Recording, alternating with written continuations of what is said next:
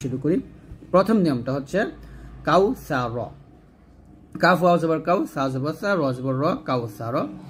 এই নিয়মটা হচ্ছে যদি আপনি ওয়াকফের অবস্থায়, ওয়াকফ কোনটাকে বলা হয়? ওয়াকফ হলে এই যে গোল চিহ্নটাকে ওয়াকফ বলা হয়, এটা আপনি মনে রাখবেন।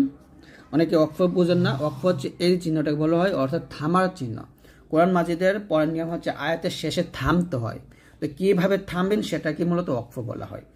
তো যদি এই ওয়াকফের অবস্থায় যদি হরফের উপরে, এটা হলো হরফ, হরফের উপরে যদি জবর থাকে, জের থাকে, পেশ থাকে, তাহলে সেখানে যদি আমরা ওয়াকফ ধরি তাহলে সেই হরফটা সাকিন অনুযায়ী পড়তে হবে, সেটা মনে মনে সাকিন ধরে পড়তে হবে। অর্থাৎ এখানে আছে কাউ সার, যদি আপনি এটা পড়েন তাহলে বলতে হবে কাউ সার, সার অজবর সার হবে, কাউ সার থাকবে জবরই, তবে আপনাকে সাকিন দিয়ে পড়তে হবে, কাউ সার এরকমভাবে, কাউ সার। যেহেতু এখানে ওয়াকফ ধরলে রটা সাকিন হয়ে যাচ্ছে, র সেকেন্ডে টাইনে কি আসে, জবর আসছে, তাহলে রটা মোটা করে পড়তে হবে। তো র মোটা পাতলার নিয়মও আছে, আপনারা চাইলে আমি র মোটা পাতলার নিয়মগুলো নিয়ে ভিডিও করব, অবশ্যই কমেন্টস করতে হবে। তাহলে কাউ সা র থেকে কাউ সাউর বলতেছি, কারণ এখানে আমি ওয়াকফ ধরছি এর জন্য। ঠিক আছে, কিভাবে হা ত বি আছে, বাজির বি, একই জবর যে পেশ যাই থাকো করে সাকিন হয়ে যায়, বলতে হবে হা ত বে, এরকম। অর্থাৎ এখানে আছে হা ত বি, বলতে হবে হা ত বে। ওয়াকফের অবস্থায় কি হয়ে গেছে, এই যে বাটা সাকিন হয়ে গেছে, কলকলা করতে হবে হা ত বে, এরকম। তারপরে হামজা বাজবর আবে, এই যে এটা কলকলা আবে, তাজবর তার রপেশরু, আবে তারও আছে, ওয়াকফ ধরলে হবে আবে তার, আবে তার, এরকম। আহাদুন আছে, আহাদে। তো এখানে ভালো করে বোঝেন যে ওয়াকফের সাথে হরফে জবর, জের এবং পেশ থাকলে, অথবা দুই পেশ এবং দুই জের থাকলেও, দুই জবর কিন্তু না, দুই জবর থাকলে আলাদা নিয়মে পড়তে হবে। দুই পেশ এবং দুই জের থাকলেও সেটা সাকিন হয়ে যাবে। তো আপনারা এটা মনে রাখবেন। 2 নম্বর নিয়মটা দেখুন, ওয়াকফের সাথে যদি এই যে তাটা আসে, যাকে আমরা গলতা বলি, তো ওয়াকফ অবস্থায় এই তাটা যদি আসে, আর ওয়াকফ অবস্থায় এই তাটাকে হা সাকিন ধরে পড়তে হয়, তাটা হা হয়ে যায়, তখন তা থাকে না, এটা আপনি মনে রাখবেন। যেমন এখানে আছে তৈয়িবাতুন, যদি এখানে থামেন তাহলে বলতে হবে তৈয়িবাহ, বাতুন থেকে বাহ হয়ে যাবে, বা হাজবর বাহ হয়ে যাবে ওয়াকফ ধরলে, মানে থামলে। তৈয়িবাতুন, তৈয়িবাহ বলতে হবে। আর তার উপরে দুই জবর থাকলেও হা সাকিন করতে হবে, দুই জবর, দুই জের, দুই পেশ যাই থাকুক ওটা হা সাকিন রূপেই পড়তে হবে, তৈয়িবাহ, এরকম। লাইলাতুন থেকে লাইলাহ, লাইলাহ। নুতফাতুন থেকে নুতফাহ। তো এরকম ভাবে আর কি, যে অক্ষর অবস্থায় যদি এই তাটা আসে, যাকে আমরা গলতা বলি, তো এই তাটা আসলে কি করতে হবে, অক্ষর অবস্থায় তাটা হা সাকিন পড়তে হবে। একইভাবে দেখুন ফি হি আছে, এখানে অক্ষর ধরলে হবে ফি, এখানে আবার 3 আলিফ টান দিয়ে এই হাটাকে সাকিন করতে হবে। অর্থাৎ এই যে হাটা, এটা হলো গলতা, আমরা শিখলাম গলতা যদি অক্ষর অবস্থায় আসে সেটা হা সাকিন রূপে পড়তে হয়। আর যদি শুধু হা আসে, এই হার উপর জবর জের পেশ, জবর জের পেশ, অথবা খারা জবর খারা জের থাকলে বা উল্টা পেশে থাকলে সেটাও সাকিন হয়ে পড়তে হয় বা সাকিন করে পড়তে হয়। যেমন ফি হি আছে, পড়তে হবে ফি, যেহেতু জেরের পর এটা মধ্যে হরফ, আর মধ্যে হরফের পর ওয়াকফ ধরছি, তার মানে এখানে আমরা 3 টান দিয়ে হাটাকে সাকিন করবে, যাকে মধ্যে আরজি বলা হয় ফি, এরকম। বি হি আছে, ওয়াকফ ধরলে হবে বিহ, বিহ। লাহু আছে, ওয়াকফ ধরলে হবে লাহ, এই যে হুটার উচ্চারণ করার দরকার নেই। এরকমভাবে আপনি কোরআন মাজিদও পড়বেন। তারপরে দেখুন খুবই গুরুত্বপূর্ণ একটা নিয়ম, যেটা আমরা অনেকে ভুল করি, ওয়াকফের অবস্থায় যদি জবর থাকে তারপর খালি ইয়া থাকে, সেখানে ওয়াকফ ধরলে কিন্তু এক আলিফ পরিমাণ টানতে হয়, সাজা বলতে হবে, অর্থাৎ খারাপ জবর রূপে টানতে হবে, সাজা, এরকম টান দিয়ে পড়তে হবে। কলা আছে, কলা বলতে হবে। আমরা অনেকে আছি যে ওয়াকফের অবস্থায় এরকম এক জবর দেখে মনে করি যে এটা হরকত, টান হবে না, এরকম মনে করি। তো এরকম মনে করলে হবে না, অবশ্যই এখানে টান দিতে হবে, কলা, এরকম টান দিতে হবে, আত ক, এরকম আত ক, এরকম ভাবে টানতে হবে। তো হলো আমরা কিছু ওয়াকফ ধরার নিয়ম শিখলাম। এখন আমরা আরো কিছু নিয়ম শিখবো। নিচে দেখুন, এই যে গোল চিহ্নটা, এটাকে বলা হয় ওয়াকফের তাম বলা হয়, এই চিহ্নটার নাম হলো ওয়াকফের তাম। আর ওয়াকফের তামের উপর যে একটা চিহ্ন আসছে মিম, এটাকে বলা হয় ওয়াকফে লাজিম। তো এই যে ওয়াকফের তাম, এর উপর যখন মিম থাকবে অথবা শুধু মিম থাকলে সেটাকে ওয়াকফে লাজিম বলা হয়। আর ওয়াকফে লাজিম যেখানেই পাবেন আপনাকে ওয়াকফ ধরতে হবে, এখানে আপনি মিল করে পড়তে পারবেন না। নিয়মটা হচ্ছে মিল করে পড়া যাবে না, আপনাকে থামতে হবেই। তাহলে এখানে আমরা কিভাবে থামবো দেখুন, আমানুম রাআতা ফিরআউনা আছে, এখানে নুন গিয়ে মিমকে ধরছে, আমানুম রাআতা ফিরআউনা। এখানে আরেকটা নিয়ম হচ্ছে আইন ওয়াও জবর, মানে আইন ওয়াও জবর আউ, এটা লিনিয়ার হরফ, আর লিনিয়ার হরফের পর হরফে আমরা অক্ষ ধরবো। তো যদি লিনিয়ার হরফের পর হরফে অক্ষ ধরে তাকে এটাকে বলা হবে মদ্দিল লিন, আর মদ্দিল লিন কিন্তু এক লিপ পরিমাণ টানে পড়তে হয়, আউন বলতে হবে, আউন এরকম। আমানুম রাআতা ফিরআউন এরকম ভাবে। তারপরে ফিহা আইনুন জারিয়া, এই যে একটু আগে পড়ছিলাম আমরা, যদি অক্ষর অবস্থায় তাটা আসে আর তার উপরে জবর জের পেশ দুই জবর দুই দুই পেশ যাই আসুক না কেন তাটা কি হয়ে যাবে, হাসাকিন হয়ে যাবে। তাহলে বলতে হবে ফিহা আইনুন জারিয়া। তারপর মিং দিয়ারিহিম লিআউয়ালিল হাশর, এখানে একটা দেখুন অক্ষর অবস্থায় জজমুল হরফ পরের হরফ যদি আমরা অক্ষ ধরি তাহলে এখানে হাগে শিনকে ধরবে, আবার রটাকে ধরবে, এখানে রটাও সাকিন হয়ে যাবে, শিনটাও সাকিন করতে হবে, দুইটাই সাকিন এখানে, হাশর হাশর এরকম পড়তে হবে। হাগে প্রথমে শিনকে ধরবে, তারপর সাথে সাথে গিয়ে রকে ধরবে। আমার সাথে আপনারা বলেন তাহলে বুঝতে পারবেন। মিং দিয়ারিহিম লিআউয়ালিল হাশর এরকম। তারপরে ফাওকাহুম সাফাতিন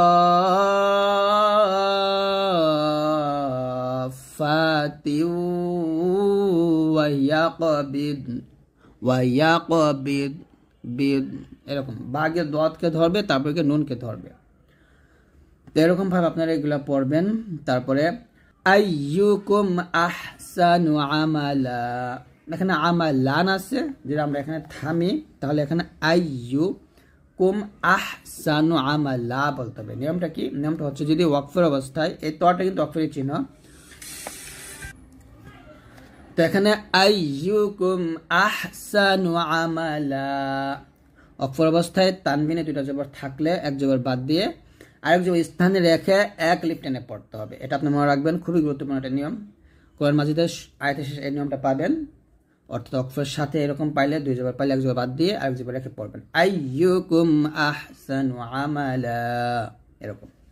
তারপরে নিয়মটা হচ্ছে দেখুন, এটাকে বলা হয়, এই যে তিনটা ফুটা আছে এটাকে বলে ওয়াকফে মুআনাকা বলা হয়। এটা মানে হচ্ছে যে আপনি এক জায়গায় ওয়াকফ ধরবেন আর এক জায়গায় মিলাই পড়বেন। যেমন আমি যদি এখানে ওয়াকফ ধরি লা রাইব, এই যে এখানে আমি ওয়াকফ ধরছি, তাহলে আমি এখানে মিলাবো ফিহি হুদাল লিল মুত্তাকিন, অথবা আমি এখানে ওয়াকফ ধরবো, দুইটা মিলাবো, এই দুইটা মিলাবো লা রাইবা ফিহি, যেটা আমি দুইটা মিলাইছি তো এখানে আমি আলাদা পড়বো হুদাল লিল মুত্তাকিন এরকম আর কি।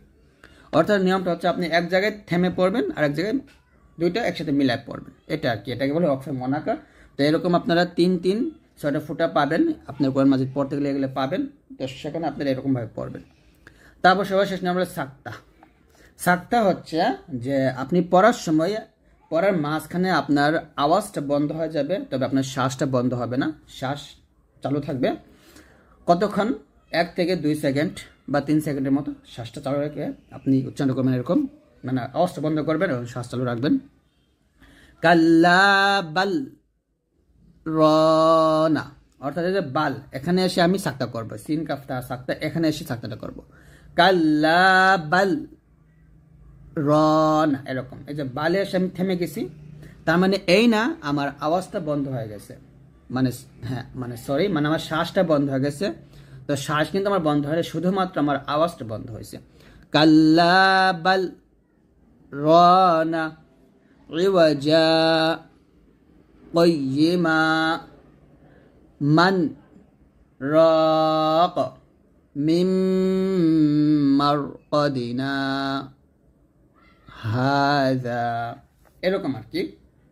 দেখুন ওয়াজিব গুণনাটা খুবই গুরুত্বপূর্ণ, এর কারণ হচ্ছে গুণনাটা করা ওয়াজিব, তো এখানে আপনাকে অবশ্যই গুণনা আদায় করতেই হবে। আর ওয়াজিব গুণনাটা খুবই সহজ, এখানে দেখুন লেখা আছে ওয়াজিব গুণনার বর্ণনা। তো ওয়াজিব গুণনার হরফ হচ্ছে দুটা, মিম এবং হচ্ছে নুন। কি বলছি? মিম এবং হচ্ছে নুন। যখনই মিমের উপরে এই যে তাসদিদ, এই চিহ্নকে তাসদিদ বলা হয়, তো মিমের উপরে তাসদিদ অথবা নুনের উপরে তাসদিদ আসলেই গুণনা করতে হবে, একই বলা হবে ওয়াজিব গুণনা। অবশ্যই হরকতের পর আসতে হবে। তো হরকত কাকে বলা হয়? আমরা সবাই জানি এক জবর এক জের এক পেশকে হরকত বলে, এক জবর এক জের এক পেশকে হরকত বলে। আর হরকতের উচ্চারণ তাড়াতাড়ি করে পড়তে হয়। কিন্তু এখানে আমরা হরকত কাকে ধরবো? তাসদিদ ওয়ালা হরফে ধরবো। আর আমরা সবাই জানি তাসদিদ ওয়ালা হরফ দুইবার পড়া যায়। প্রথমবার তাহার ডাইন দিক হরকতের সঙ্গে, ঠিক জজমের মতো, অর্থাৎ আমরা যেরকম ভাবে জজম ওয়ালা হরফটা পড়ছিলাম, যেমন হামজা মিম জবর আম, এরকম আর কি। দ্বিতীয়বার নিজ হরফের সঙ্গে, দ্বিতীয়বার নিজ হরফে কি আছে, হরকত আছে নাকি, তানভিন আছে নাকি, অথবা আবার জজম ওয়ালা হরফ আসছে নাকি, এইগুলো আর কি। তো এই হচ্ছে তাসদিদ ওয়ালা হরফ পড়ার নিয়ম। তো তাসদিদ ওয়ালা হরফের মধ্যে দুইটা হরফ মিম এবং নুন, এই দুইটা হরফ আবার গুণনা করতে হয়। যেমন আম্মা, এরকম ভাবে যে আম্মা বলবে না, শুধু আম্মা না, হামজাকে মিমকে ধরবে, তারপর গুণনাটা আদায় করতে হবে। আমরা কি করি? গুণনাটা আদায় করি না, শুধু মিমকে ধরি, আম্মা গুণনা ইন্না এরকম পড়ি। তো এরকম না, এই যে 1 থেকে 2 আলিফ পরিমাণ টান দিয়ে গুণনাটা আদায় করবে। আম্মা গুন্না, এরকম ভাবে। তাহলে ওয়াজিব গুন্না কাকে বলা হয়? আমার সাথে আপনারা বলেন, ওয়াজিব গুন্নার হরফ দুটি মিম এবং নুন। হরকতের বামে মিমে বা নুনে তাসদিদ হইলে গুন্না করিয়া পড়িতে হয়, ইহাকে ওয়াজিব গুন্না বলে। তো অবশ্যই এটা আপনি মনে রাখবেন। যেমন আম্মা গুন্না ইন্না সুম্মা হুম্মিলা খুন্নাসি উম্মাতুন সুন্নাতুন জান্নাতুন তাম্মাত মুহাম্মাদুন মুজাম্মিলুন মুজাম্মিলুন। তো এরকম ভাবে গুণনাটা করবেন। মিমের গুণনাটা 2 ঠোঁট মিল করে ধরে রেখে 1 থেকে 2 আলিফ টেনে গুণনা করবেন। আর নুনের গুণনাটা জিহ্বার আগা তার বরাবর উপরে তালুর সঙ্গে লাগিয়ে গুণনাটা আদায় করবেন। তো এরকম ভাবে বেশি বেশি প্র্যাকটিস করবেন ইনশাআল্লাহ, তাহলে হয়ে যাবে। এখন আমরা শিখবো হচ্ছে নুন সাকিন ও তানভিনের গুণনাগুলো। দেখুন, নুন সাকিন এবং তানভিনের গুণনা। তো নুন সাকিন এবং তানভিন 4 ভাবে গুণনা করতে হয়। প্রথমটা নাম হলো ইজহার, ইকফা, ইকলাব, ইদগম, এই 4টা গুণনা। তো আমরা প্রথমে ইজহার গুণনাটা শিখবো। দেখুন, নুন সাকিন এবং তানভিনের গুণনা বুঝতে হলে আপনাকে নুন সাকিন এবং তানভিনের সাথে পরিচয় হতে হবে বা পরিচিত হতে হবে। নুন কাকে বলা, মানে নুন সাকিন কাকে বলা হয়? যখন নুনের উপরে এই যে সাকিন চিহ্নটা থাকে বা জজম চিহ্নটা থাকে, এটাকে বলা হয় নুন সাকিন, অথবা জজম ওয়ালা নুন কে নুন সাকিন বলে, মনে রাখবেন। আর তানভিন 2 জবর 2 জের 2 পেশকে তানভিন বলে, 2 জবর 2 জের 2 পেশকে তানভিন বলে। অর্থাৎ যখন হরফ উপরে 2টা জবর থাকবে, হরফের নিচে 2টা জের থাকবে, হরফ উপর 2টি পেশ থাকবে, তখনই তাকে বলা হবে তানভিন। তো এই নুন সাকিন অথবা তানভিন 4 প্রকারে পড়া যায়। আবার বলি, এই নুন সাকিন অথবা তানভিন 4 প্রকারে পড়া যায়। 1 ইজহার গুন্না, ইকফা গুন্না, ইদগাম গুন্না, ইকলাব গুন্না। এই হলো 4টা গুন্নার নিয়ম। প্রথমে আমরা ইজহার গুন্না শিখব। যখন নুন সাকিন এবং তানভিনের পর, তানভিন তো অবশ্যই এভাবে আসবে না, যেখানে একটা হরফের উপরে নিচে আসবে, হরফের উপরে 2টা জবর থাকবে, হরফের নিচে 2টা জের, এবং হরফের উপরে 2টি পেশ থাকবে। এরকম 2 জবর 2 জে 2 পেশের পর, অথবা নুন সাকিনের পর হামজা হা আইন হা গাইন খ, ইজহারের এই 6টি হরফ আসিলে নুন সাকিন ও তানভিনকে স্পষ্ট করিয়া পড়িতে হয়। অর্থাৎ ইজহার বাংলা অর্থ হলো স্পষ্ট করে পড়া। ইজহার বাংলা অর্থ কি?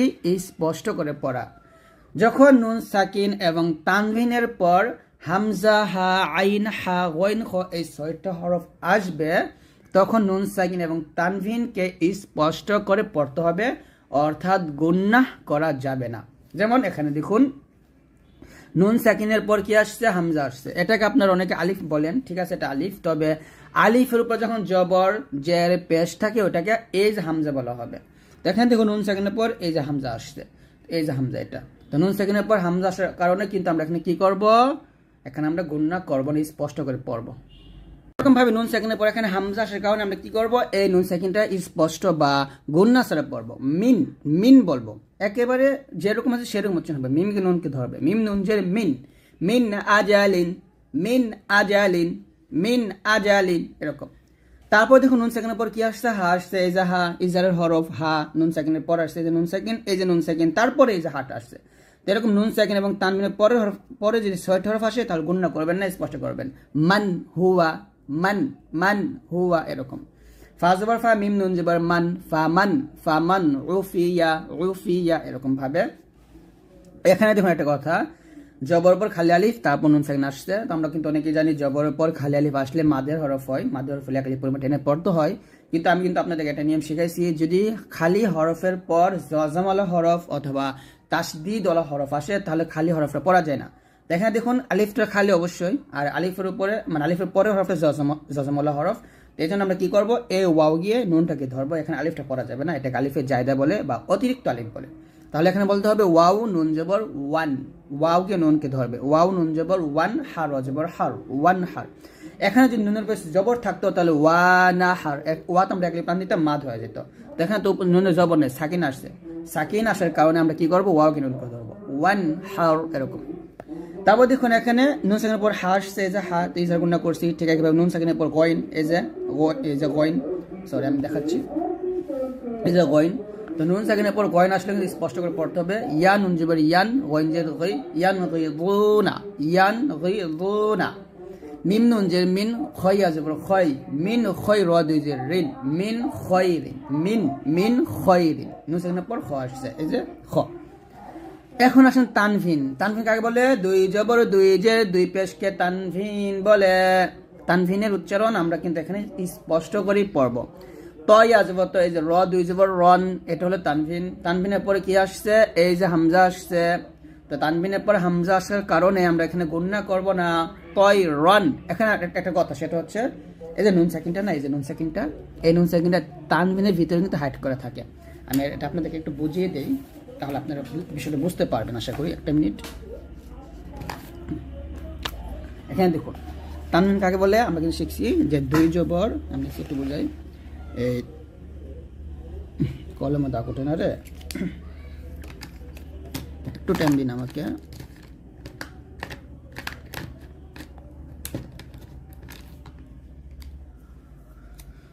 ওকে, এসে দুই জবর, তারপরে দুই জের দুই পেশকে কি বলা হয়, তানভিন বলা হয়, তানভিন। তো এই তানভিনের মধ্যে একটা নুন সেকেন্ড হাইড করা থাকে, আমি আপনাদেরকে বলছি। আচ্ছা কিভাবে হাইড করা থাকে দেখুন তো, হামজা দুই জবর আন, হামজা দুই জের ইন, হামজা দুই পেশ উন। তো আমি এটা এরকম লিখতে পারি না, দেখুন এটাই আমি এরকম লিখতে পারি না, হামজা নুন জবর আন, তারপরে এই যে এটা হামজা নুন জের ইন, এটা হামজা নুন পেশ উন, এরকম লেখা যায় না, হ্যাঁ লিখতে পারি। তো এই যে হামজা দুই জবর আন, হামজা নুন জবর আন, একই কিন্তু। তো এই তানভিনের মধ্যে কি থাকে, একটা নুন সেকেন্ড হাইট থাকে, যাকে আমরা কি করি দেখতে পারি না, এই নুন সেকেন্ড হাইট থাকে। আমি আরেকটা উদাহরণ দিই, যেমন মিম দুই জবর মান, মিম দুই জের মিন, মিম দুই পেশ মুন। তো আমি যেটা লিখি এরকম, মিম নুন জবর মান, মিম নুন জের মিন, মিম নুন পেশ মুন। তো এই যে দেখছেন তানভিনের মধ্যে একটা নুন সেকেন্ড হাইট থাকে, এটা আপনারা অবশ্যই মনে রাখবেন।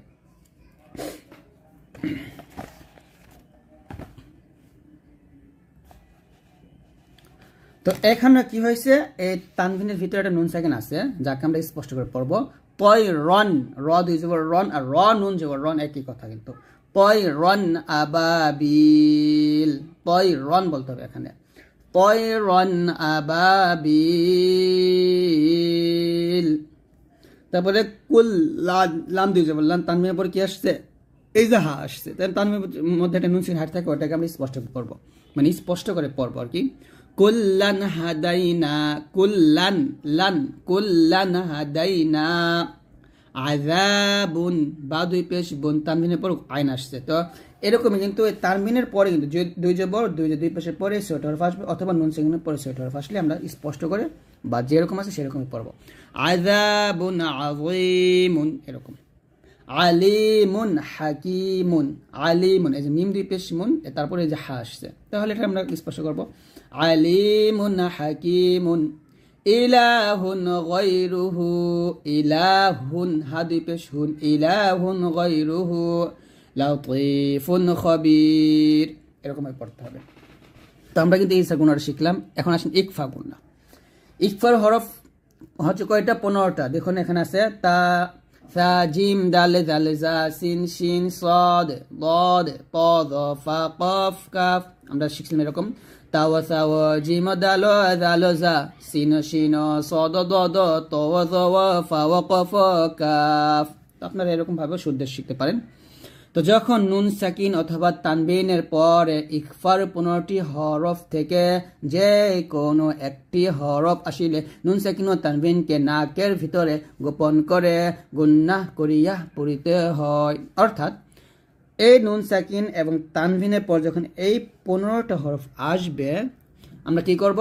নাকের ভিতর গোপন করে গুন্নাহ সহ পড়ব। এখানে এই যে নুন সাকিনের উচ্চারণটা স্পষ্ট হবে না বা বোঝা যাবে না, অস্পষ্ট থাকবে। যেমন এই যে এখানে আমরা নুন সাকিন উচ্চারণটা মিন আজনে, এই যে মিন মিন স্পষ্ট করে আমরা এই জায়গাটা আদায় করছি, কিন্তু এখানে স্পষ্ট হবে, এখানে হবে কুং কুং, এরকম হবে। তো আমি যেটা বাংলা লেখি বুঝে আপনাদেরকে একটু দেখুন, যদি আমরা উচ্চারণটা করি যে এটা, তাহলে এরকম হবে,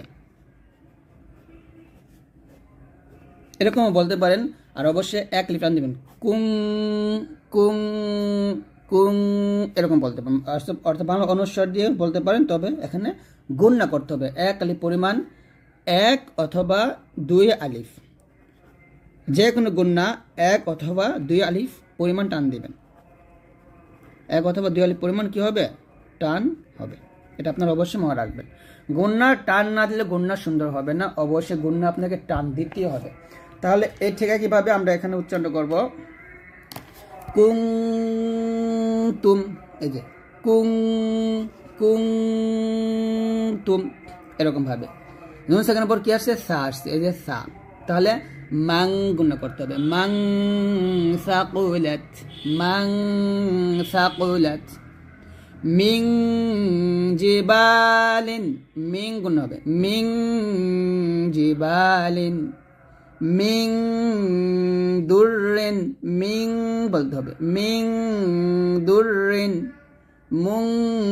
মুনযিরুনা, আনজালতা, ইয়ানসিলুনা, মিং শাররি ইয়ানসুরুনা। এখানে একটা কথা, সেটা হচ্ছে আমি এখানে দাগ দেই, তাহলে বুঝতে পারবেন আপনারা।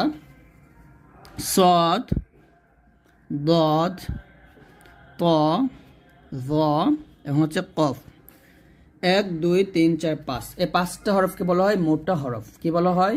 মোটা হরফ বলা হয়। আমরা কিন্তু আপনাদেরকে শিখেছি আগে ওইগুলা, যে মোটা হরফ, একটু ধৈর্য ভিডিওটা দেখবেন। মোটা হরফ হলো 7টি।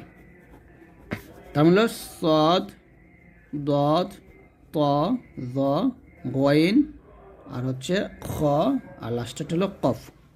এই 7টির মধ্যে গইন এবং খ হলো ইসারের হরফ। তো এখানে আমরা ইসার করব, এখানে কোনো মোটার কাজ নেই, মানে গুণনার ক্ষেত্রে বলতেছি। আর এমনি তো হরফ উচ্চারণ করতে গেলে অবশ্যই সবসময় মোটা করবেন। আর সদ, দ, ত, দ, কফ, এই 5টা হলো কিসের হরফ? ইকফার হরফ, ইকফা, ইকফার হরফ। তার মানে এখানে আমাদের গুণনাটা মোটা হবে। যখন নুন সাকিন তানবিনের পর এই সদ, দ, ত, জ, কফ, 5টা হরফ আসবে, তখন গুণনাটা মোটা হবে। এটা আপনার মনে রাখবেন। আর বাকি 10টা হরফ পাতলা হবে। কিভাবে গুণনাটা মোটা হবে? এরকম দেখুন, এটা হচ্ছে কোথায় আসলাম আমরা? এই এখানে মিং শাররি, এই যে এখানে দেখুন ইয়াং, ইয়াকে নুনকে ধরবে, গুণ হবে এবং সদা সেখানে মোটা করতে হবে। এরকম ইয়াং সুরুনা, মাং বল্লা, ইয়াং এটা হলো পাতলা, ইয়াং সিলুনা। আর মাং মাং মাং এটা হলো মোটা আওয়াজ, মাং গল্লা, ইয়াং তিকুনা, ইয়াং বুরুনা। ইং কুং তুম, এই যে ইং এটা হলো পাতলা, আর মোটার হবে মাং, এরকম। তো আপনারা আশা করে বুঝতেই পারছেন। তারপর তানভিনের পর এখন তা আসছে, তানভিনের মধ্যে এটা কি থাকে? নুন সাকিন থাকে, আপনারা বুঝতেই পারছেন। তো যে নুন সাকিন আছে সেটা আমরা এখানে গুণনা করব, মানে বাংলায় আমরা কি করব, এই অনুচ্চারণ মতো উচ্চারণ করব। তাহলে উচ্চারণ হবে না, রন আছে এখানে, রন বলতে হবে রং, রং বলতে হবে। আমি এখানে লিখি আপনাদেরকে উচ্চারণটা, বাংলা লিখি। নুন আলিফ জবর না, র আলিফ দুই জবর রন, না রন, তালা র, তা লাভ তালাভ।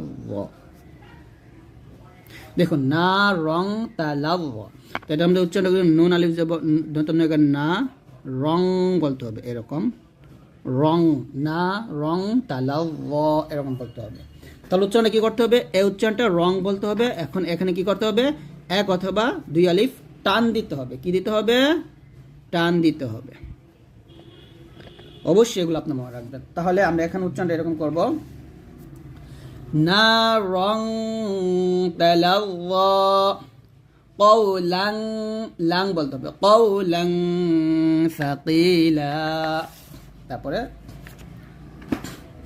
আইনুন জারিয়াতুন, আইনুন গুণ করবেন, আইনুন জারিয়াতুন, কাসাং দিহাকা, যিল্লিন যি নাফসাং যাকিয়াহ, কওলাং সাদীদা, শাইইন শাহীদ, সফাং সফা, কওমান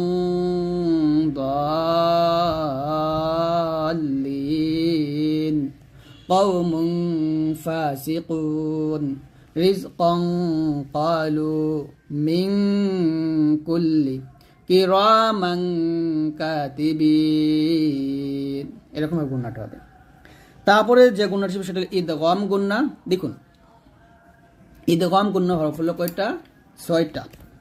ইদগাম গুণনা হরফ কয়টি, 6টি। কি কি, ইয়া, ওয়াও, মিম, নুন, র, লাম। আর ইদগাম এর বাংলা অর্থ হলো মিল করে পড়া। কি করে পড়া, মিল করে পড়া। আপনারা অবশ্যই মনে রাখবেন, এগুলো নোট করে রাখবেন। তো ইদগামকে আবার দুইটা ভাগে ভাগ করা হয়েছে। এক হলো ইদগামে বা গুণনা, আর একটা হচ্ছে ইদগামে বেলা গুণনা। তো এই বা গুণনা হরফ কোনগুলো, আমি উপরে ঠিক চিহ্ন দেই, ইয়া, ওয়াও, মিম, নুন। এই 4টা হরফ হলো ইদগামে বা গুণনা হরফ, অর্থাৎ এই 4টা আমি আলাদা করি, এই 4টা হরফ। আর এই বাকি যে 2টা হরফ, এই 2টা হরফ ইদগামে বেলা গুণনা। ইদগামে বা গুণনা মানে গুণনা হবে, আর বেলা গুণনা মানে গুণনা হবে না। এখন এখানে কি করতে হবে, মিল করে গুণনা করতে হবে। যখন নুন সেকেন্ড তানবিনের পর ইয়া, ওয়াও, মিম, নুন আসবে তখন মিলে গুণনা করতে হবে। যখন এখানে দেখুন নুন সেকেন্ডের পর ওয়াও আসছে, এখানে আমরা নুন সেকেন্ড উচ্চারণ করবো না, মিমকে ডাইরেক্ট ওয়াওকে ধরবো, গুণনা করবো। মিউ ওয়ালাদিন, মিউ বলতে হবে, মিমকে ওয়াওকে ধরবে, গুণনা হবে। মিউ ওয়ালাদিন, এই মিমকে ধরবে, গুণনা হবে, নুন সেকেন্ড পড়ার দরকার নেই। মিম মাসাদিন, এই মিমকে নুনকে ধরবে। মান নাশাউ, তানবিনের পর ইয়া আসছে, এরকম একইভাবে নুন সেকেন্ড অথবা তানবিনের পর এই ইয়া, ওয়াও, মিম, নুন 4টা হরফ থেকে একটা আসলে গুণনা করতে হবে। হ্যাঁ, 2টা জবর আসছে, আমরা একটা জবর বাদ দিয়ে আরেকটা, একটা জবর বাদ দিয়ে আরেকটা জবর দিয়ে এই আসলে মিলাবো। শার রই, এরকম শার রই ইয়ারহু, লাহাবিউ ওয়া তাব, খায়রুম মিন, নূরুন নাহদি মির রাব্বিকা। এই যে এখানে দেখুন নুন সেকেন্ড পর র আসছে, এই যে র অথবা লাম যদি আসে তাহলে গুণনা হবে না, সেখানে মিলবে, শুধু মিলবে, গুণনা করা যাবে না। মির রাব্বিকা, মির এরকম গুণনা করা যাবে না, মির রাব্বিকা। তারপর তানবিনের পর লাম আসছে, মিলবে, গুণনা হবে না। ওয়াইলুল লিকুল্লি মির রাব্বির রহিম, মিল্লাদুনহু হুমাজাতিল লুমাজাহ, এরকম 4টি শব্দ ইদগাম হবে না, অর্থাৎ সিনওয়ানুন, কিনওয়ানুন, দুনিয়া এবং বুনিয়া। এখানে 4টি শব্দ মনে রাখবেন। এই 4টা শব্দকে আপনার ইজহারে মুতলাক বলা হয়, আরবিতে ইজহার মুতলাক মনে রাখবেন। এই 4টা শব্দ আপনি কোরআন মাজিদে পাবেন যেখানে গুণনা করা যাবে না, স্পষ্ট করে ইজহার করার মতো, মানে ইজহারের মতো পড়তে হবে। সিনওয়ানুন, কিনওয়ানুন, দুনিয়ানুন, বুনিয়ানুন, এরকম। এখন আমরা চলে ইকলাব গুণনা। দেখুন ইকলাবের হরফ মাত্র একটা, তা হচ্ছে বা। আর ইকলাবে গুণনা করার নিয়মটা হচ্ছে যখন নুন সাকিনের পর অথবা তানবিনের পরে বা আসে তখনই গুণনা করতে হয়। এই যে মিনি একটা মিম, ছোট্ট একটা মিম, এই মিমটা দ্বারা এটাকে পরিবর্তন করতে হয়। এখানে আসে নুন সাকিন, তবে এখানে নুন সাকিন উচ্চারণ না করে মিম সাকিনের মতো পড়তে হবে। নুন সাকিন পরিবর্তন হয়ে যাবে, আন বাতা আছে, আন না বলে আম বলতে হবে, দুই ঠোঁট মিলে গুণাটা করতে হবে, তবে পুরোপুরি মিলবে না। সঠিক নিয়মটা হচ্ছে এখানে অর্ধেক নুন সাকিন উচ্চারণ হবে, আবার অর্ধেক মিম সাকিন উচ্চারণ হবে, যাকে ইকলাব গুণা বলে। এরকম আম বাতা, আম বাতা মিম বাইনি সুম্মুম বুকমুন, এই যে তানবিনের মধ্যে একটা নুন সাকিন থাকে, ওইটাই আমরা নুন সাকিনটাকে মিম সাকিন বানিয়ে ফেলবো। সুম্মুম বুকমুন সামিউম বাসীরুন মান বাখিলা মিন বাদি, এরকম ভাবে উচ্চারণ করবে। এখন আমরা যেটা চলে যাবো সেটা হলো মিম সাকিনের গুন্না। দেখুন মিম সাকিনের গুন্না হচ্ছে যে এই যে মিম সাকিন, এটাকে মিম সাকিন বলা হয়। তো মিম সাকিনের পর যখন মিম আসবে, আর মিমের পর তাসদিদ থাকতে পারে নাও থাকতে পারে, ওটা বিষয় না। মিম সাকিনের পর মিম আসলে গুণনা করতে হবে। আচ্ছা আমি আগে বলে নিই, মিম সাকিনের গুণ হলে তিনটা, ইদগামে শাফভি, ইকফায়ে শাফভি এবং ইজহারে শাফভি। অর্থাৎ আপনি সহজভাবে মনে রাখতে পারেন মিম সাকিনের ইদগাম, মিম সাকিনের ইকফা, মিম সাকিনের ইজহার, এরকম ভাবে মনে রাখতে পারেন। তো যখন মিম সাকিনের পর মিম আসবে তখন মিম সাকিনের ইদগাম বলে, যেমন আম্মান, গুণনা এখানে সহজে, কিন্তু একইভাবে গুণনা করতে হবে, দুই ঠোঁট মিলে গুণনা করতে হবে। আম্মান ওয়া কাম মিন ইলাইকুম মুরসালুন ক্বালু বিহিম মারাদুন ফাহুম মুরিদুন আলাইহিম মাতরা। দেখুন প্রত্যেকটা মিম সাকিনের পর মিম, মিম সাকিনের পর মিম, মিম সাকিনের পর মিম, মিম সাকিনের পর মিম, মিম সাকিনের পর মিম, এই যে মিম সাকিনের পর মিম। এরকম মিম সাকিনের পরে মিম আসলেই গুণনা করবেন। তারপর আসেন মিম সাকিনের পর বা, মিম সাকিনের পরে বা আসলে গুণনা করবেন, যেমন রব্বুহুম বিহিম, রব্বুহুম গুণনা করবেন, রব্বুহুম বিহিম দুই ঠোঁট মিল করে গুণনা করবেন। কুম বিইذনিল্লাহ ওয়া মা হুম বিমুমিনিনা তারমিহিম বিহিজারাহ ফাবাশশিরহুম বিআযাব। তো মিম সাকিনের গুণনা সহজ হচ্ছে যখন মিম সাকিনের পরে মিম আসবে, মিম সাকিনের পরে বা আসবে, গুণনা হবে। এবং মিম সাকিনের পর বা মিম সারা যদি ওয়াও ফা আলিফ তা সা জিম দাল দাল র জা সিন শিন সদ দ ত জ আইন গইন ফা কফ কাফ লাম নুন হা হামজা ইয়া, এই হরফগুলো আসে, গুণনা হবে না। অর্থাৎ স্পষ্ট করে পড়তে হবে, যেমন লাহুম ফিহা, হুম এরকম গুণনা করবেন না, লাহুম ফিহা আলাইহিম ওয়া হুম ফাসিকুন বিহামদিকা আলাম তারা লাম ইয়ালিদ ওয়া লাম ইউলাদ আলাম নাশরাহ, এরকম ভাবে গুণনাটা হবে। এখানে দেখুন যখন হরফের উপরে এরকম খাড়া জবর থাকবে, অথবা হরফের নিচে খারাজের অথবা হরফের উপর উল্টা পেশ থাকে, ওইটাকে মাদে হরফ বলা হবে। আর মাদে হরফ হলে এক লিপ পরিমাণ টেনে পড়তে হবে, যেমন হামজা খাড়া জবর আ, এরকম টান দিতে হবে। যদি হরফের উপর এরকম খাড়া জবর থাকে, যে খাড়া জবর, এটাকে খাড়া জবর বলা হয়। আবার ঠিক একইভাবে হরফের নিচে যদি খাড়া জের থাকে, হরফের উপরে উল্টা পেশ থাকে, তাহলে এটাকে কি বলা হবে? মদের হরফ বলা হবে। মদের হরফ, মদের হরফ হলে আমরা এক আলিফ টানব, এক আলিফ টান হবে। তো অবশ্যই এটা আপনি মনে রাখবেন। খাড়া জবর, খাড়া উল্টা পেশকে মাদ বলা হয়, মাদের হরফ বলা হয়। মাদের হরফ হলে আমরা এক লিপ পরিমাণ টেনে পড়ব। তাহলে আমরা এইখানে কি করব? হামজা খাড়া জবর আ, এখন আমরা টান দেব। মিম জবর মা, এটা হরকত, নুন জবর না, হরকত টান দেওয়া যাবে না, কারণ এক জবর এক জের এক পেশকে হরকত বলে, হরকতের উচ্চারণ তার দিয়ে পড়তে হয়। তাহলে এখানে বলতে হবে আমানা, আমানা, এরকম। হামজা ওয়াও পেশ উ, পেশের পর যদি জজমালো ওয়াও আসে, তিনটা মাদের হরফ আছে, আমরা সবাই জানি যে মাদের হরফগুলি তিনটি, আলিফ, ওয়াও এবং হচ্ছে ইয়া। যদি জবরের পর এরকম খালি আলিফ আসে, পেশের পর জজমালা ওয়াও আসে এবং জেরের পর যদি জজমালা ইয়া আসে, তখন এইটাও মাদে হরফ, এইটাও কিন্তু এই যে মাদে হরফ। তো মাদে হরফ হলে এইখানেও আমরা এক লিফ টান দিব, টান হবে। অর্থাৎ খাড়া জবর, খাড়া যে উল্টা পেশকে মাদের হরফ বা মাদের হরকত বলে, আর জবরের পর খালি আলিফ, পেশের পর হলো ওয়াও, জের পর হলো ইয়া আসলে এটাকে মাঝ হরফ বলা হবে। মাঝ হরফ হলে আমরা এখন এক লিফ পরিমাণ টান দিব। আর যখন একটা জবর থাকবে এরকম জবর, জের, পেশ, তাকে বলা হবে হরকত। এটাকে হরকত বলা হবে। হরকত কিন্তু টান দেওয়া যাবে না, তাঁতির পড়তে হবে। তো এই বিষয়গুলো বুঝলেই হবে।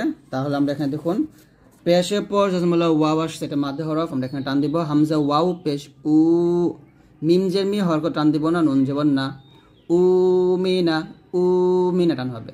আবার জের পর ইয়া, এটা মাঝে হরফ এক লিফ টান হবে। হামজা ইয়া জেরি ই, মিম আলিফ জবর মা, জবর পর খালি আলিফ, এটা মাঝে হরফ এক লিফ টান দিব।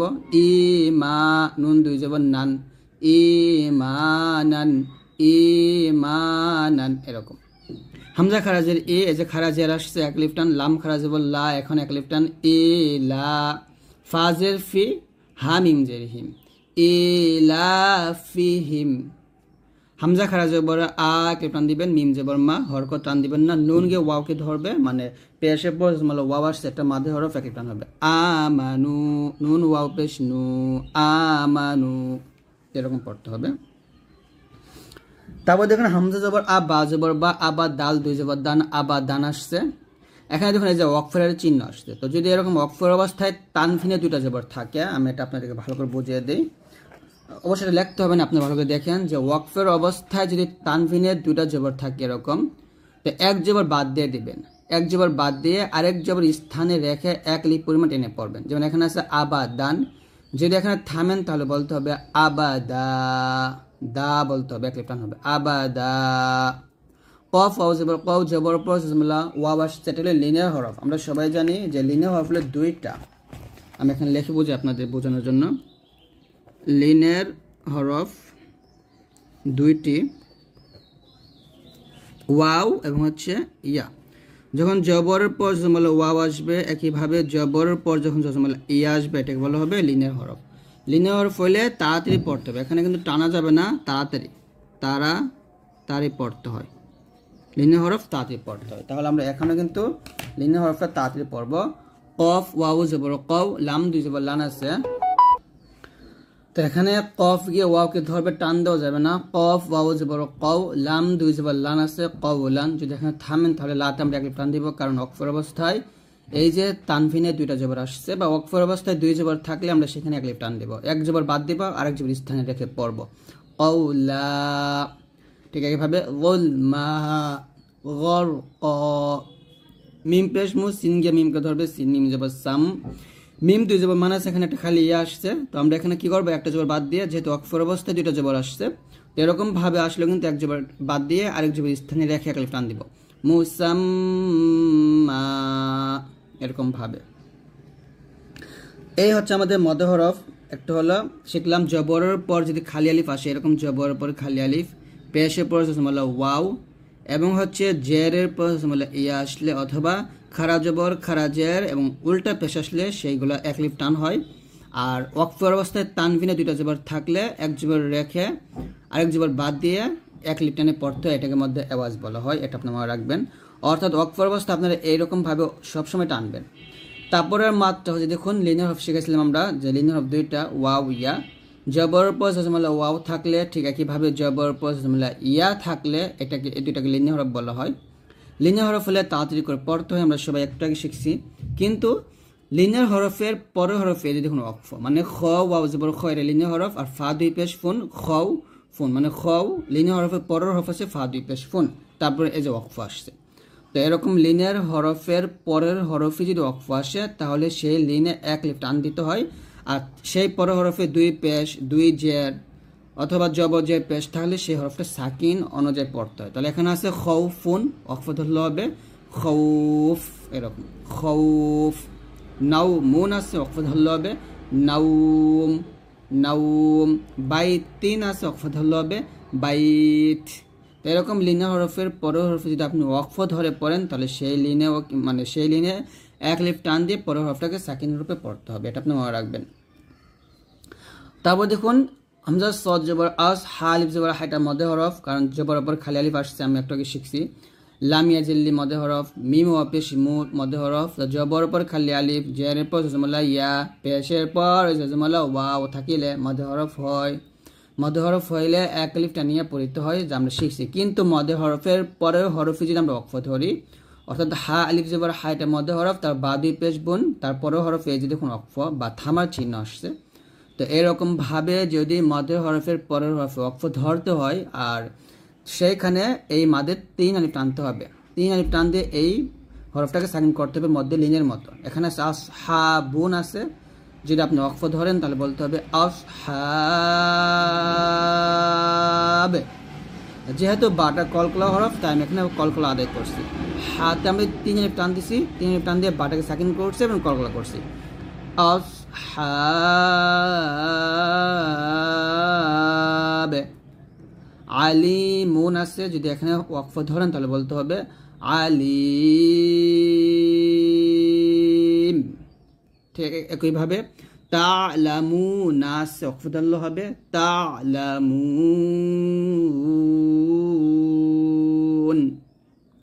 রহিমুন আছে, ওয়াকফ ধরলে হবে রহিম।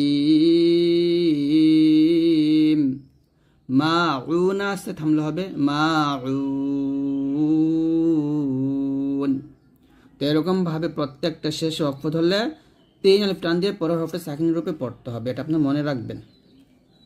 তারপরে যে মাদটা আমরা শিখবো সেটা হচ্ছে মধ্যে মুনফাসিল। মধ্যে মুনফাসিল, এই যে আমরা মধ্য হরফগুলো শিখলাম, এই মধ্য হরফ উপরে কিন্তু চিকন চিহ্ন আসবে। এই যে মধ্য হরফ উপরে চিকন চিহ্ন, এই যে চিকন চিহ্ন বামে এই যে লম্বা হামজা আসবে আর কি। তো মধ্যের হরফ উপরে চিকন চিহ্ন বামে যদি এই যে হামজাটা আসে, তাহলে তাকে বলা হবে মধ্যে মুনফাসিল। তো এই মাদে 3 আলিফ পরিমাণ টেনে পড়তে হবে। আর এই যে মাদ কেবল মধ্যে আর, যে আপনারা সবাই জানেন। যাই হোক, তো এটাকে আমরা মধ্যে মুনফাসিল বলি। মাতে আমরা আগে 1 আলিফ টান দিচ্ছি, এখন 3 আলিফ টান দিব, কারণ এই যে চিকন চিহ্ন আসছে বামে, এই যে হামজাটা আসছে এজন্য। তাহলে এখানে টানতে হবে এরকম মা আগনা ফি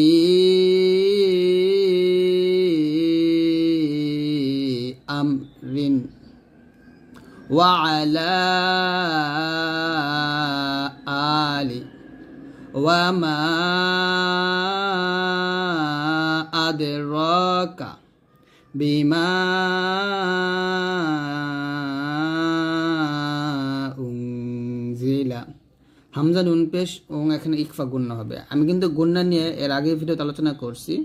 তো যদি আপনি আমার গুন্নার ভিডিওটা না দেখে থাকেন, অবশ্যই গুন্নার ভিডিওগুলো দেখে, মানে গুন্নার ভিডিওটা দেখে সব কটা গুন্নার নিয়ম শিখে নেবেন। তো এরকমভাবে মধ্যে হরফ উপরে চিকন চিহ্ন বামে হামজা, সেটাকে মধ্যে মুনফাসিল বলা হয়। মধ্যে মুনফাসিল 3 আলিফ পরিমাণ টেনে পড়তে হয়। তারপর মাত্র হচ্ছে মধ্যে মুত্তাসিল, অর্থাৎ এখানে মোটা চিহ্ন আসবে বামে, এই যে হামজাটা গোল হামজা যাকে বলা হয়, এই হামজাটা আসবে। তো মধ্যের হরফ উপরে এরকম মোটা চিহ্ন আসলে বামে গোল হামজা আসলে তাকে বলা হয় মধ্যে মুত্তাসিল। এখানে 4 আলিফ টান হবে। কত আলিফ? 4 আলিফ। এই মোটা চিহ্নের মানে হলো 4 আলিফ টান। জাআত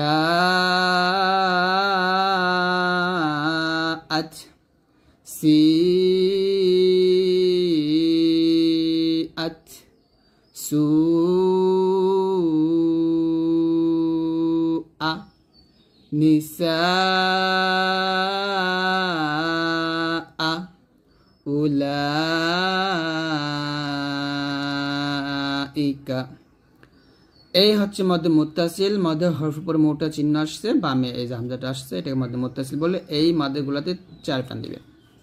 তারপর নিয়মটা হচ্ছে একইভাবে মধ্যের হরফ উপরে মোটা চিহ্ন আসবে বামে, আসবে তাসদিদ, এই যে তাসদিদ। তো এই নিয়মটা আমরা অনেকেই ভুলটা করি এখানে। তো এই ভুলগুলো করা যাবে না কোরআন মাজিদ পড়ার সময়। এই মাদের মধ্যে 4 আলিফ টান দিতে হবে। 4 আলিফ টান দিয়ে তাসদিদ ওয়ালা হরফটাকে ধরতে হবে। আমরা সবাই জানি তাসদিদ ওয়ালা হরফ 2 বার পড়তে হয়, মিলায় পড়তে হয়। প্রথমবার তাহার ডান দিকে মিলাতে হয়, তারপরে পরের হরফে মিলাতে হয়। তো এখন আমরা ঠিক একইভাবে মিলাবো, তবে 4 আলিফ টান দিয়ে মিলাবো। যেমন কাফাতুন, এরকম দাব্বাতুন,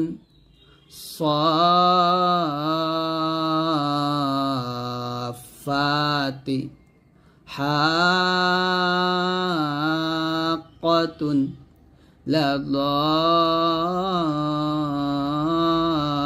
লাদাল্লুনা, এরকম।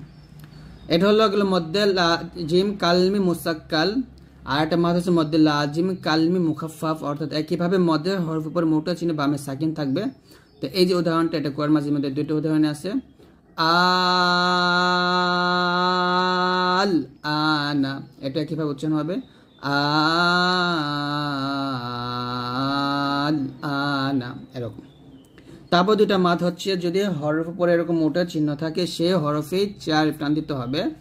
আর হরফ উপরে খারাপ জবর থাকলে আমরা 1 আলিফ টান দিব। যেমন আর যেহেতু এখানে মিমের উপর তাসদিদ আসছে, আর মিমের উপর তাসদিদ থাকলে গুন্না হয় ওয়াজিব গুন্না, এটা আপনারা সবাই জানেন। তো এখানে গুন্না আদায় করতে হবে এরকম আলিফ লাম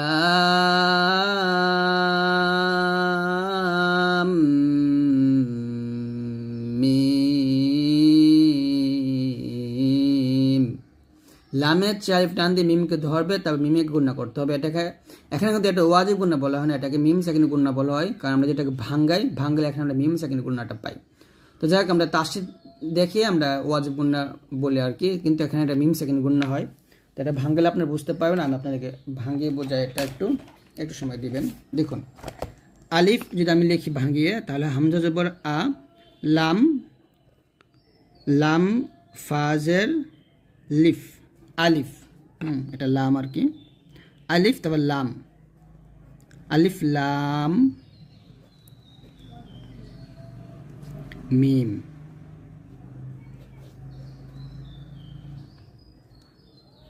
দেখুন এখানে আলিফ লাম, লামে আমরা 4 আলিফ টান দিব, 4 আলিফ টান দিয়ে মিম সাকিনের পর, এখানে দেখুন মিম সাকিনের পর কি আসছে? মিম সাকিনের পরে যে মিম আসছে। তো মিম সাকিনের পর মিম আসলে কি হয়? তার এই মিমের তাসদিদ দিয়ে পড়তে হয়, যাকে বলা হয় মিম সাকিনের ইদগম গুন্না।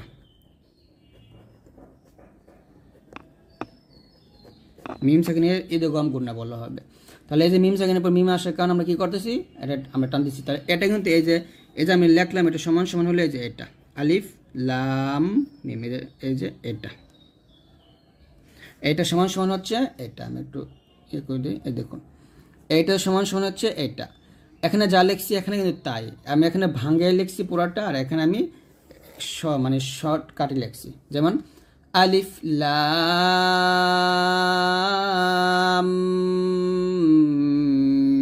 মিম, এরকম। ঠিক এটাও দেখুন আলিফ লাম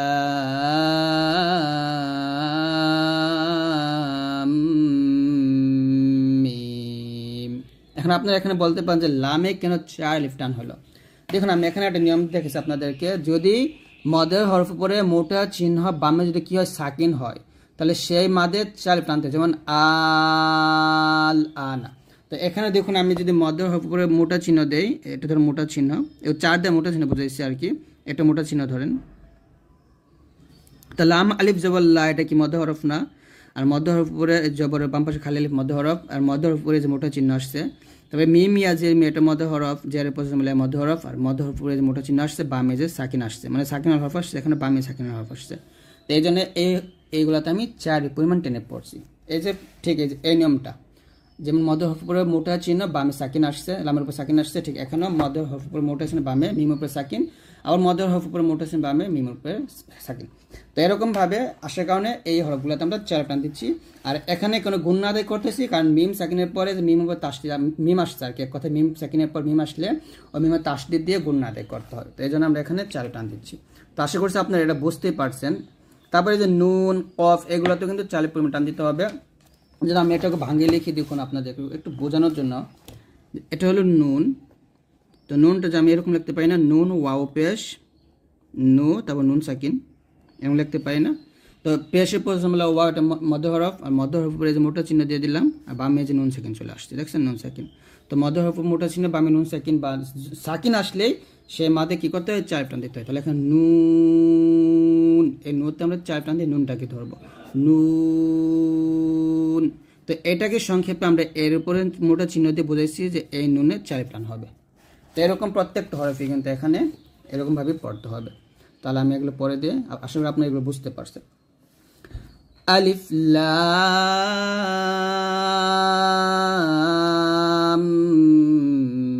মিম, আলিফ লাম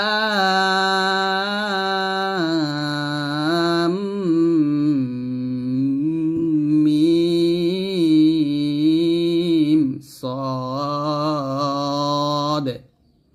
তসিম মিম। এখানে সিন বলা যাবে না, সিম বলতে হবে। যে এখানে আমি যেরকম নিয়মটা বুঝাইছি এখানে ঠিক সেম নিয়মটা হবে, অর্থাৎ নুন সেকেন্ডের পর এখানে মিম আসে। তো আমি এটাকে আপনাকে একটু বোঝাই দিই, কারণ এইগুলাই আপনারা অনেকেই বোঝেন না, না বোঝার কারণে অনেক ভুল করেন। দেখুন ত সিন মিম, দেখুন আমি যদি এটা ভাঙ্গাই ত সিন মিম, এরকম আসছে তাই না? এটাকে আমি সমাজ লিখতে পারি এরকম, ত আলিফ জবর ত, তারপরে সিন ইয়া এরকম, সিন ইয়াজের সি, এটা 1 2 3, আচ্ছা আমি একটা বেশি লিখছি, একটু বুঝে নেবেন। সিন ইয়াজের সি, তারপর নুন সাকিন দিলাম, তো সিন তারপর মিম, এই যে মিম। দেখুন এখানে কি আসছে, এখানে এরকম আসছে না, ত সিন, এই যে জেরে পয়সা ইয়া মধ্য হরফ উপরে এই যে মোটা চিহ্ন বামে সাকিন নুন সাকিন, তার মানে এই যে এখানে আমি 4 টান দিব। তারপরে নুন সাকিনের পর কি আসছে, এই যে মিম আসছে। তো নুন সাকিনের পর মিম আসলে এই সে মিমে কি দিতে হয়, এটা তাসদিদ দিয়ে গুণনা করতে হয়, যাকে বলা হয় ইদওয়ামে বাগুন্না। ইদওয়ামে বাগুন্না নাম শুনছেন? অবশ্যই শুনছেন। তো এই দিকে আমরা বাগুন্না বলে, নুন সেকেন্ডের পর কি আসছে, মিম আসছে। তো এখানে আমরা কি হবে, এই সিতে আমরা 4 আলিফ টান দিয়ে ডাইরেক্ট এই মিমকে ধরে ফেলবো, এখানে এই নুন সেকেন্ডটা পড়ার দরকার নাই। তসিম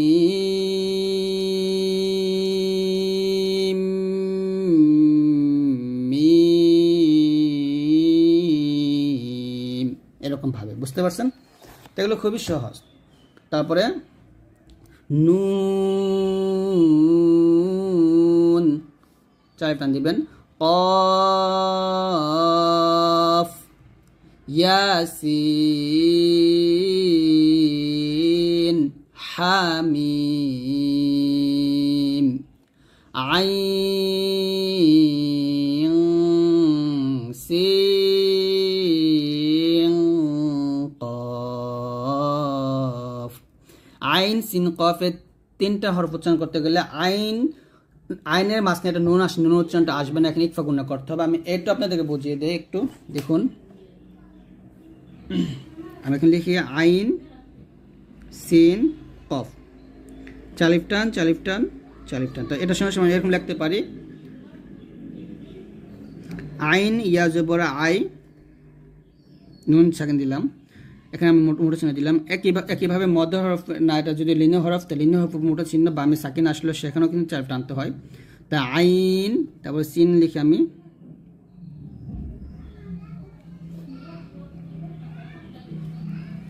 সিন, তারপর কফ। দেখুন এখানে দেখুন আইন তারপর নুন সেকেন্ডের পর কি আসছে, সিন আসছে, নুন সেকেন্ডের পর সিন। তো নুন সেকেন্ডের পর সিন আসলে এটা কি গণ্য হয়, ইকফা গণ্য হয়। তো এখানে যে নুন সেকেন্ডটা কি হয়ে যাবে, এরকম অনুসমত হবে, আইন, এই যে গুণনাটা করতে হবে আইন, এরকম ভাবে। অর্থাৎ আইতে আমরা 4 আলিফ টান দেবো, 4 আলিফ টান দিয়ে তারপর নুনকে গুণনাটা করবো, কারণ নুন সেকেন্ডের পরে সিন আসার কারণে এখানে গুণনাটা দেওয়া হচ্ছে আইন, তারপর সিন, এখানে নুন সেকেন্ডের পর কি আসছে, কফ আসছে, এটাও কি গুণনা, এটাও ইকফা গুণনা। কারণ নুন সেকেন্ডের পর সিন অথবা নুন সেকেন্ডের পর কফ আসলে ওইগুলো ইকফা গুণনা হয়। ইকফা গুণনা হওয়ার ফলে 15টা আমরা সবাই জানি। তো আপনারা যদি গুণনার ভিডিওটা না দেখেন তাহলে বুঝতে পারবেন না, অবশ্যই আমার গুণনার ভিডিওগুলো দেখে নেবেন।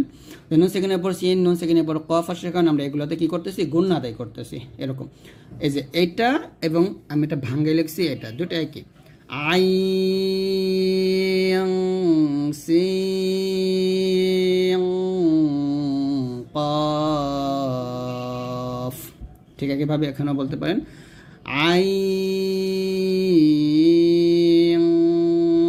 সিন কফ, এরকম ভাবে আর কি এইগুলা আসছে। তো আল্লাহ শব্দ লামটা পড়ার নিয়মটা কি? তো আল্লাহ শব্দ লাম পড়ার আগে বা শেখার আগে আপনাকে আল্লাহ শব্দ লামটা বুঝতে হবে। তো এটা আমি একটু কলমে লিখে বোঝাই, হাতা কলমে। দেখুন আমরা কিন্তু সবাই আল্লাহ, এই যে আল্লাহ, এই আল্লাহ কিন্তু আমরা সবাই লিখতে পারি, এটা কিন্তু আমরা সবাই লিখতে পারি। তো এই যে আল্লাহ লেখার যে লামটা আছে, এখানে কয়টা লাম আছে? একটা লাম, দুইটা লাম। তো এই যে তাসদিকযুক্ত যে লামটা আছে, এই লামটাকে মূলত বলা হয় আল্লাহর শব্দের লাম, আল্লাহর শব্দের লাম।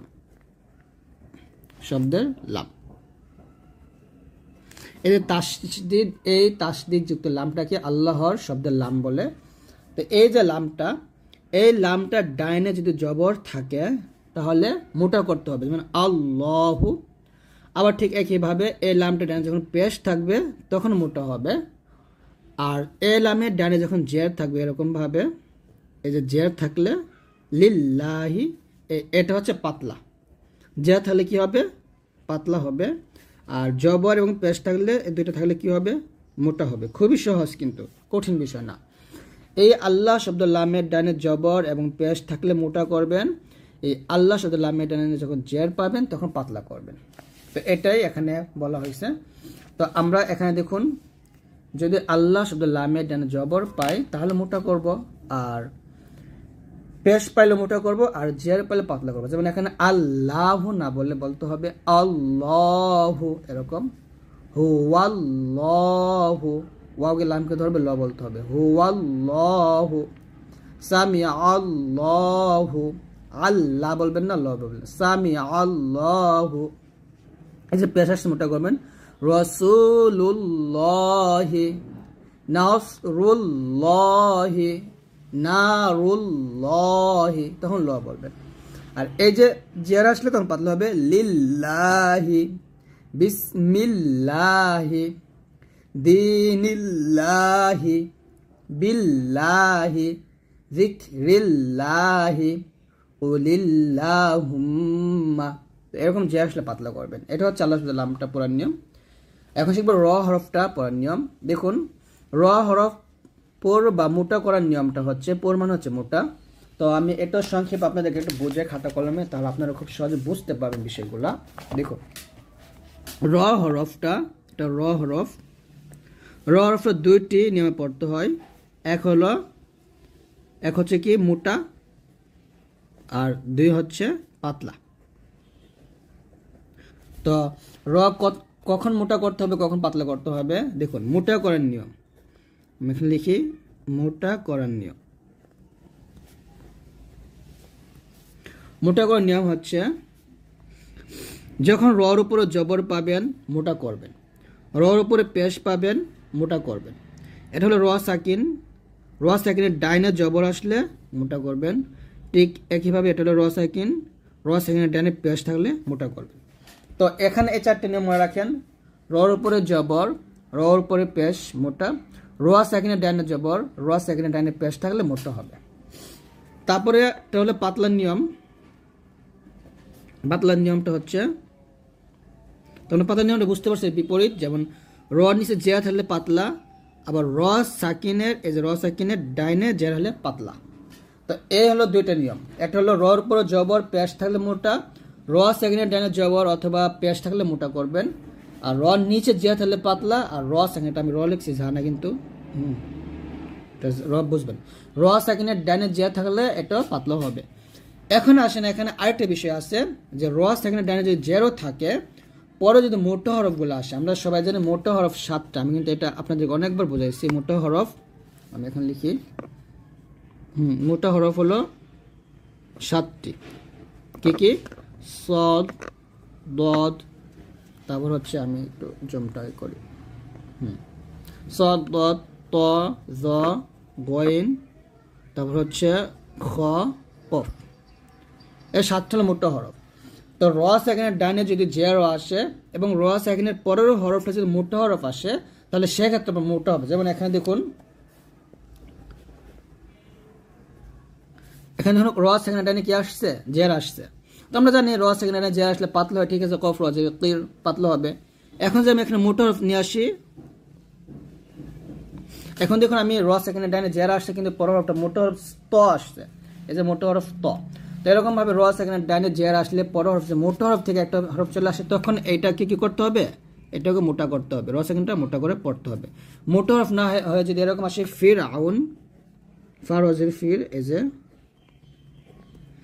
ফির আউনি, তো এরকম আসলে র সেকেন্ডটা নিয়ে জের পরে কিন্তু মোটা হরফ না, এটা হলো আইন, পাতলা হরফ, তাহলে এটা পাতলা,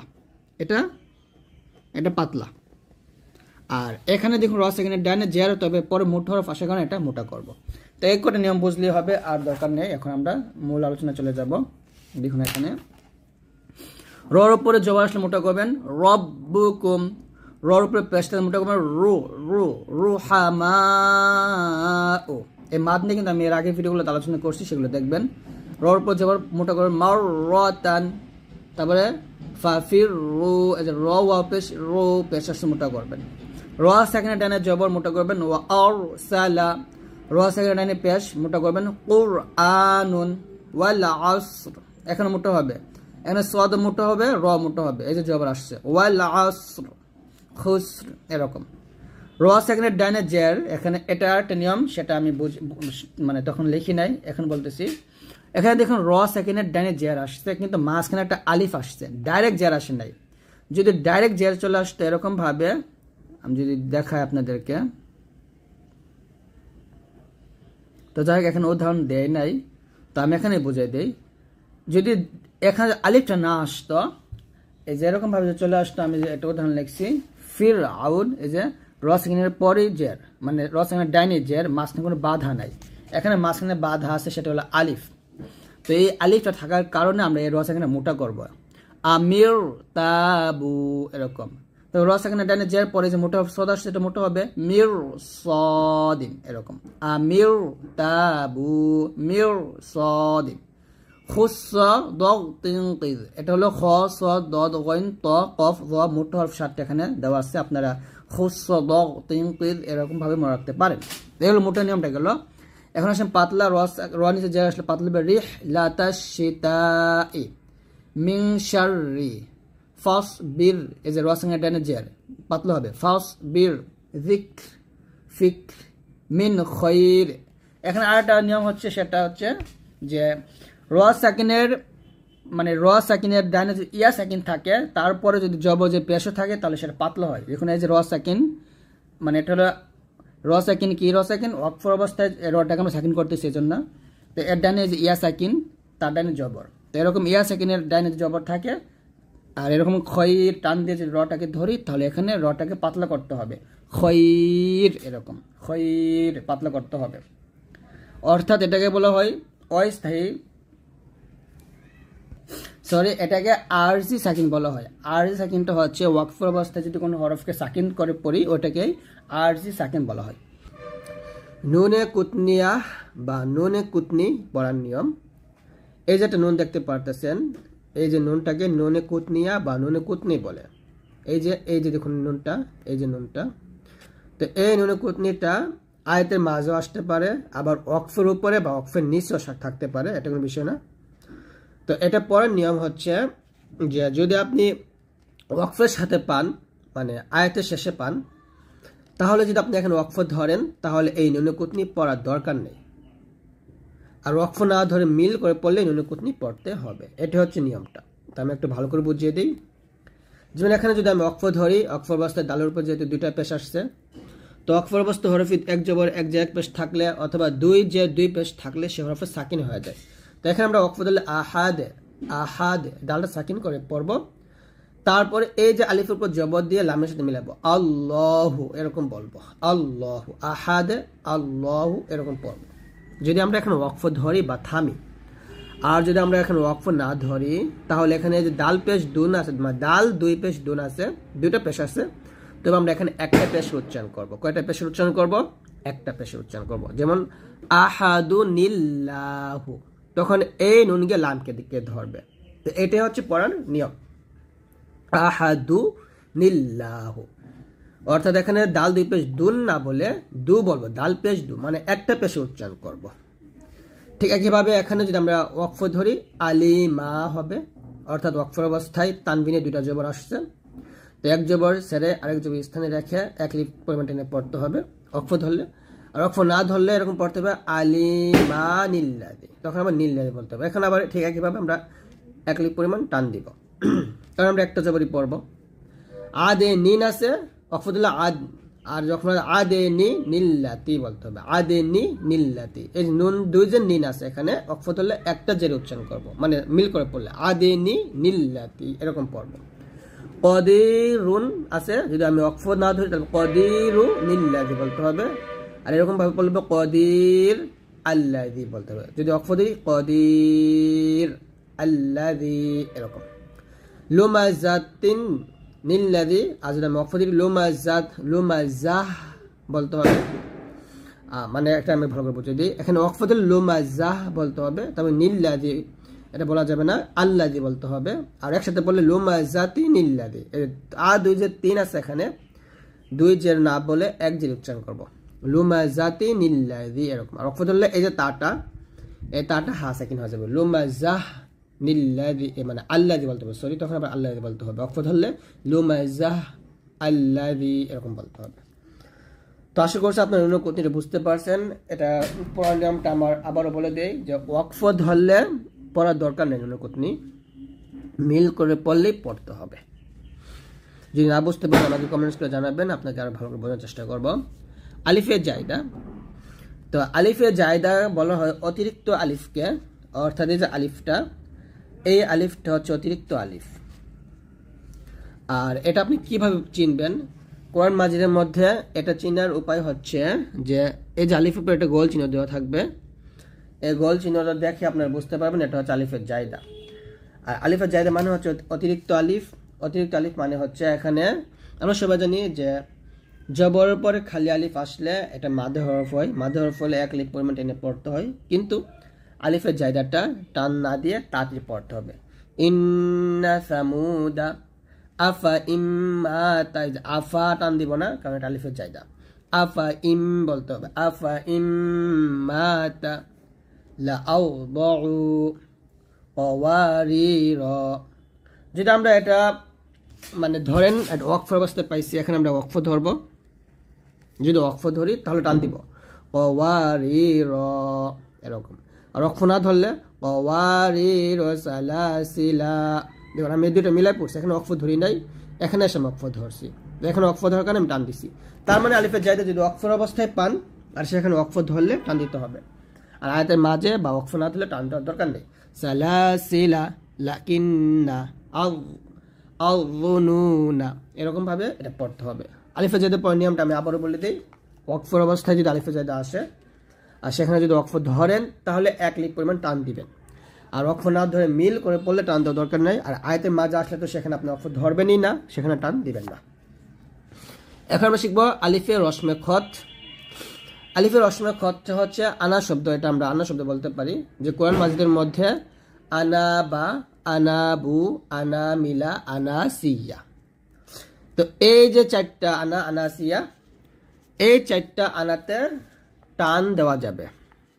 আনা বা আনাবু, আনা মিলা, আনা সিয়া, সিয়া হবে না সিয়া হবে। ওকে, তো এই চারটা আনাতে টান হবে। আর এখানে আনা শব্দ কোনটা? এই যে আনা, এই যে আনা, এই যে আনা, এই যে আনা, এটা হলো আনা শব্দ। তো আনার পরে যে বা আনা বা আনাবু, আনা মিলা, আনা সিয়া, এই চারটা আনা আপনার টানতে হবে।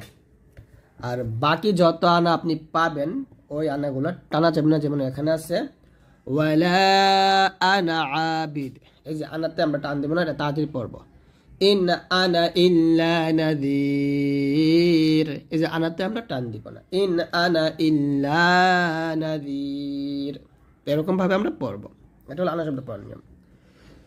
তারপর নিয়মটা হলো ইবদাল, অর্থাৎ সিন এবং সদের ব্যবহার। এই সদের উপরে একটা মেনে একটা সিন লেখা থাকে, এই যে দেখুন সদের উপরে সিন। তো এটা পড়ার নিয়মটা কি? এটা পড়ার নিয়মটা হচ্ছে এখানে আপনি এক জায়গায় সদ পড়বেন নাকি সিন পড়বেন, এটা আপনি কিভাবে বুঝবেন? দেখুন আমি এটা আপনাদেরকে ভালো করে বুঝিয়ে দেই। এখানে দেখুন ইয়া বাজবর ইয়াবে, সিন পেশ সু পড়বেন নাকি সদ পেশ সু পড়বেন? তো যদি আপনার এটা পান তাহলে এখানে সিন পড়বেন, ইয়াবে সু তো সিন পেশ সু পড়বেন এটা। তারপর এখানে বাগে কি সদকে ধরবে নাকি সিনকে ধরবে? তার মানে এখানেও আমরা বুঝতে পারলাম যে এখানে বাস সদ জবর বাস হবে নাকি বাস সিন জবর বাস হবে। তো এখানে আপনারা বাস সিন জবর বাস পড়বেন। এই প্রথম দুইটার আপনি সিন দিয়ে পড়বেন, ইয়াবে সুথু বাস পতান। দেখুন এই যে নিয়মটা যদি আপনি না জানতেন তাহলে কিন্তু আমরা অনেকে আবার এই যে এই সিনটাকে তাসদিদ দিয়ে পড়ি, এরকম ভুল করি আর কি, এই ভুলগুলো করা যাবে না। তারপর নিয়মটা দেখুন এই যে এটা বিমুসাই তৈরিন নাকি বিমুসাই তৈরিন, তো এখানে আপনি সিন এবং সদ দুটা দিয়ে পড়তে পারেন, বিমুসাইও বলতে পারেন আবার বিমুসাইও বলতে পারেন, এটা আপনার ইচ্ছা। কিন্তু এইখানে হুমুল মুসাই তৈরুন, এখানে সিন পড়া যাবে না, এখানে সদ পড়তে হবে। তো এটা হচ্ছে নিয়ম, প্রথম দুটা আপনি সিন দিয়ে পড়বেন, এটা আপনি সিন এবং সদ উভয় দিয়ে পড়তে পারেন, আর এটা সদ দিয়ে পড়বেন। এটা আপনারা মুখস্থ রাখবেন। কোরআন মাজিদের মধ্যে এই 4টা শব্দ আপনারা পাবেন। এমালা, এমালা হচ্ছে যে বিসমিল্লাহি মাঝে রেহা ওয়া মুরসাহা, এই যে মাঝে রে, এখানে র খাজে রি আমরা সবাই জানি, কিন্তু একটা জায়গার মধ্যে এমালা করতে হয় যাকে জবর এবং জেরের মধ্যে যে উচ্চারণটা হয় সেটাই বলতে হয়। এখানে রিও হবে না আবার র হবে না, বলতে হবে রে রে, এটা হচ্ছে এমালা। বিসমিল্লাহি মাঝে রেহা ওয়া মুরসাহা, এরকম। ইসমাম হচ্ছে যে কোরআন মাজিদের মধ্যে আমরা সবাই জানি যে দুইটা জায়গাতে ঠোঁটটা গোল হয়। এক হচ্ছে যখন আপনি ওয়াও উচ্চারণ করবেন, ওয়াও আপনি যেভাবে উচ্চারণ করেন না কেন আপনার ঠোঁট গোল হবে। আর দুই হচ্ছে প্রত্যেকটা হরফের উপর যখন পেশ থাকবে তখন আপনি ঠোঁটটা গোল করবেন।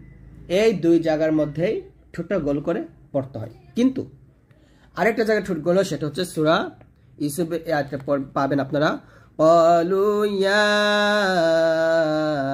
أبانا ما لك لا تأمنا, এই যে এখানে গুন্নাটা করার সময়, ওয়াজিব গুন্নাটা করার সময় ঠোঁটটা গোল করতে হবে, মাউন মাউন এরকম, মাউন না মাউন না, এরকম ভাবে উচ্চারণ করতে হবে।